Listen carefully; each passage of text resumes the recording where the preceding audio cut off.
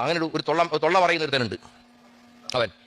ഇതൊക്കെയാണ് ഇവരൊക്കെ കൂടി CPM വിവിധ കമ്മിറ്റികളിൽ കയറി കഞ്ചാവ് വലിക്കാരൻ ഉയർന്ന നേതാവായി. പിന്നെ എറണാകുളത്ത് നിന്ന് ഒരു സത്വം വന്നിട്ടുണ്ട്. ഓൻ എങ്ങനെയാന്ന് വെച്ചാൽ ഫുള്ളായിട്ട് കഞ്ചാവ് അടിക്കും.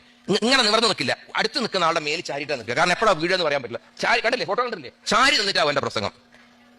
ഈ ധിക്കാരവും തണ്ടും ധിക്കാരവും കൊലവിളിയും ഒക്കെ നടത്തുന്ന ആളുകൾ ഒരു കാര്യം മനസ്സിലാക്കണം.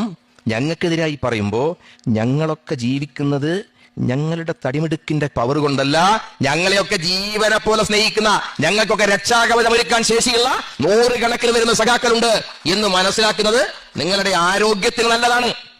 ആരോഗ്യത്തിന് നല്ലതാണ്. ആരോഗ്യം മെച്ചപ്പെടാൻ ബലാരിഷ്ടം കഴിക്കണ്ട. ഇത് മനസ്സിലാക്കിയില്ലെങ്കിലോ ബലാകുളിച്ചാതി എണ്ണട്ടിട്ട് ആഴ്ചകളോളം കിടക്കേണ്ടി വരും കേട്ടാ. ബലാകുളിച്ചാതി എണ്ണട്ടിട്ട് ആഴ്ചകളോളം നിങ്ങൾക്ക് ചികിത്സിക്കേണ്ടി വരും. ഭീഷണി ഒന്നും ഇങ്ങോട്ടെടുക്കല്ലേ. എത്ര കാലായടോ ഈ പണിയായിട്ട് നടക്കാൻ തുടങ്ങിയിട്ട്? നിങ്ങൾ എന്താ ധരിച്ച്? വർഷങ്ങളത്തെയായി കമ്മ്യൂണിസ്റ്റ് പാർട്ടിയും ഈ ചെങ്കൊടിയായിട്ട് ഞങ്ങൾ നടക്കാൻ തുടങ്ങി. CPM MLA ഒക്കെ ആയിരുന്ന വ്യക്തിയായിരുന്നു PK ശശി എന്ന വിവാദ കമ്മ്യൂണിസ്റ്റ് നേതാവ്. ഇപ്പോൾ കമ്മ്യൂണിസ്റ്റ് നേതാവ് എന്ന് പറയാൻ പറ്റില്ല, പാർട്ടിയിൽ നിന്ന് ഏതാണ്ട് പുറത്തായതുപോലെയാണ്. പാർട്ടി വിരുദ്ധ പ്രവർത്തനങ്ങളൊക്കെ നടത്തുന്നു എന്നൊക്കെ പറഞ്ഞുകൊണ്ടാണ് അദ്ദേഹത്തിനെ പാർട്ടി എടുത്ത് വെളിയിൽ തട്ടിയിരിക്കുന്നത്. തുടർന്ന് കോൺഗ്രസിൻ്റെ പരിപാടിയിലേക്ക് അദ്ദേഹം പങ്കെടുക്കാൻ പോയിരുന്നു.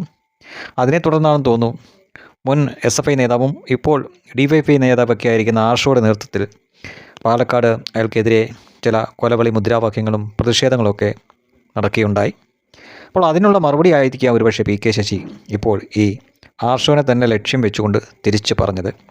ഒരു കാലത്ത് PK ശശിയുടെ ചില വിവാദങ്ങളൊക്കെ ഉണ്ടായിരുന്നു, സ്ത്രീ പീഡന ആരോപണങ്ങളും മറ്റുമൊക്കെ.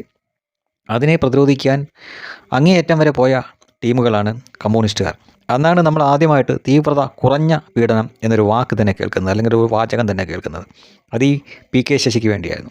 അന്ന് ഈ തീവ്രത അളക്കാൻ പോയതും അത് കണ്ടെത്തിയതും PK ശ്രീമതിയും അതുപോലെ തന്നെ AK ബാലനാണ് എന്നൊക്കെ പറഞ്ഞ് ട്രോളന്മാരൊക്കെ ഒരുപാട് ട്രോളൊക്കെ ചെയ്യുമായിരുന്നു. കാരണം ഈ പീഡനത്തെപ്പറ്റി അന്വേഷിക്കാൻ പാർട്ടി ഒരു കമ്മീഷനെ രൂപീകരിച്ചു. അതിൻ്റെ ആൾക്കാരായിരുന്നു ഈ PK ശ്രീമതിയും അതേപോലെ തന്നെ AK ബാലനും. അവർ അന്വേഷിച്ചു. അതിനെ തുടർന്ന് തീവ്രത കുറഞ്ഞ പീഡനമാണ് എന്ന് പറഞ്ഞുകൊണ്ട് ശശിയെ ഒഴിവാക്കി, അഥവാ ശശിയെ രക്ഷിച്ചെടുക്കുകയാണ് ചെയ്തത്. പക്ഷേ പിന്നീട് കാലചക്രം ഇങ്ങനെ കറങ്ങി മാറിയപ്പോൾ PK ശശി പാർട്ടിക്ക് അനഭിമിതനായി, പാർട്ടിയിൽ നിന്ന് ഇപ്പോൾ വിമതനായി പുറത്തേക്ക് പോയി.